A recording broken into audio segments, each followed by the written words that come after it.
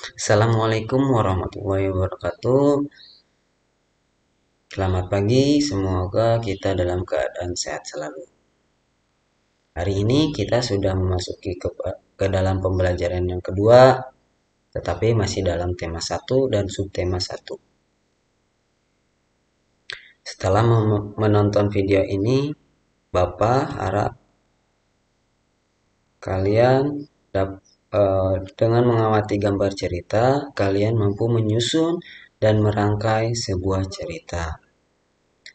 Dengan menceritakan sebuah gambar, kalian dapat mengolah informasi dan data jadi sebuah cerita.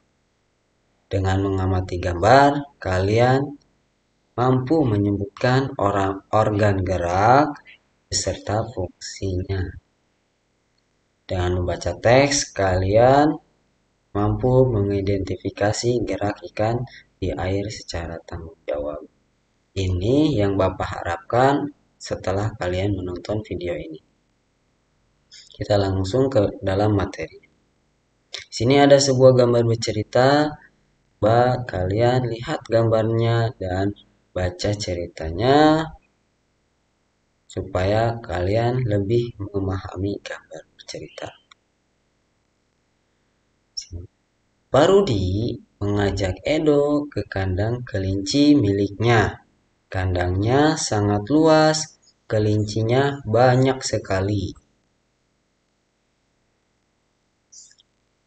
Parudi dan Edo memberi makan kelinci.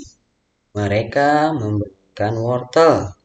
Kelinci sangat suka makan wortel. Semua kelinci berkumpul mendekat Parudi dan Edo.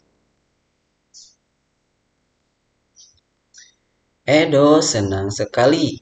Edo tertawa kegirangan melihat tingkah lucu kelinci-kelinci di kandang kelinci milik Parudi.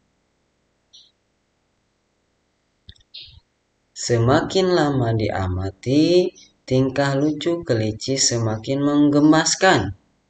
Edo pun ikut berlarian mengejar kelinci. Sesekali Edo menirukan gerakan lucu kelinci seperti melompat, berlari, dan berdiri dengan kaki. Ini semua merupakan gambar bercerita secara tersusun. Jadi kita dapat artikan gambar cerita yaitu bentuk gambar atau lukisan ataupun seni rupa lainnya yang dikombinasikan dengan tulisan hingga dapat menceritakan peristiwa atau adegan tertentu. Contoh gambar cerita yaitu seperti komik, cerpen, dongeng, dan lain sebagainya. Bagaimana cara membuat gambar bercerita? Yang pertama, kalian tentukan gagasan atau ide cerita yang akan dibuat. Kemudian, buat sketsa gambar ceritanya. Dan yang ketiga, warnai gambar tersebut. Oke, latihan soalnya. Di sini Bapak ada 3 gambar. Coba kalian susun terlebih dahulu. Menurut kalian, mana gambar yang pertama? Kemudian di setiap gambar tersebut, coba kalian ceritakan. Gambar yang 1, 2, dan 3 yang setelah kalian susun, ceritakan secara runtun dan berkesinambungan. Kerjakan di buku atau buku gambar dengan menggambar kembali gambar yang ada dan di bawahnya cerita yang kalian ceritakan. Ingat, membuat cerita kalian belajar pakai menggunakan kalimat utama dan kalimat pengembangnya. Karena sebelumnya kita sudah belajar itu.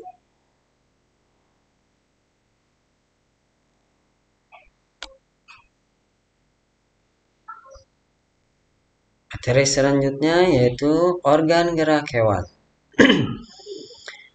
Hewan dibagi ke dalam beberapa kelompok, yaitu hewan vertebrata yang memiliki tulang belakang, contohnya seperti sapi, kambing, ayam, ikan, dan lain sebagainya. Dan hewan avertebrata tidak memiliki tulang belakang. Contohnya seperti kupu-kupu, ubur-ubur, siput, dan lain-lain. Organ gerak hewan. Kita perhatikan hewan yang ada pada layar. Sapi bergerak dengan kakinya. Sini ikan, organ geraknya adalah siripnya. Dan di sini ada kupu bergerak dengan sayapnya. Ubur-ubur juga sama. Kita lebih spesifik ke dalam sebuah hewannya. Di sini ada sebuah rangka kelinci yang kita amati. Di sini ada nama organ geraknya adalah kaki. Berfungsi sebagai alat untuk bergerak. Kelinci bergerak dengan meloncat menggunakan kaki. Kaki belakang kelinci lebih kuat dan panjang dibandingkan dengan kaki depannya.